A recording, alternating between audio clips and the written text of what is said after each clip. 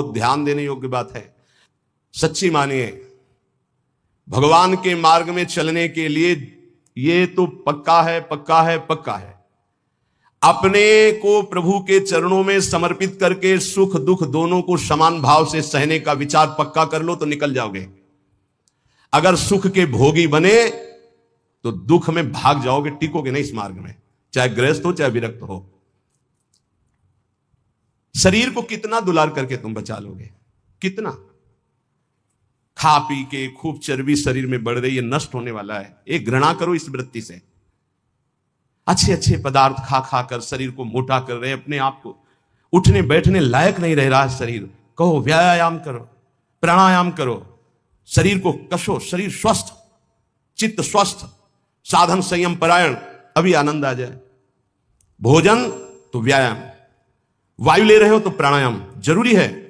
साधु हो या गृहस्थ हो, अगर तुम्हारा शरीर स्वस्थ नहीं, शरीर के कितने ऐसे अंग हैं जो साधारण प्रक्रिया से उन पर कोई प्रभाव नहीं पड़ता, उनको असाधारण, जैसे एक सांस में 2-3 किलोमीटर दौड़ना, चलो बाहर नहीं दौड़ सकते तो आजकल यंत्र चले हैं, ट्रेडमिल क्या कहते हैं, उस पर चल सकते हो आप।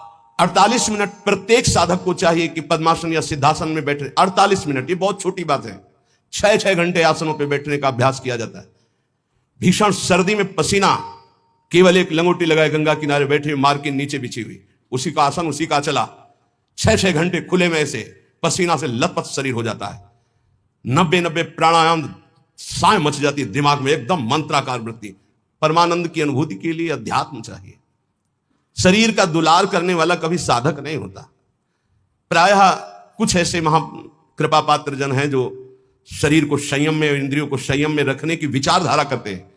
नहीं तो आजकल हम सुविधा को अपनी भक्ति का फल मानने लगे हैं। सही, हम आपसे हृदय की बात कहते हैं, भले बुरा लगे।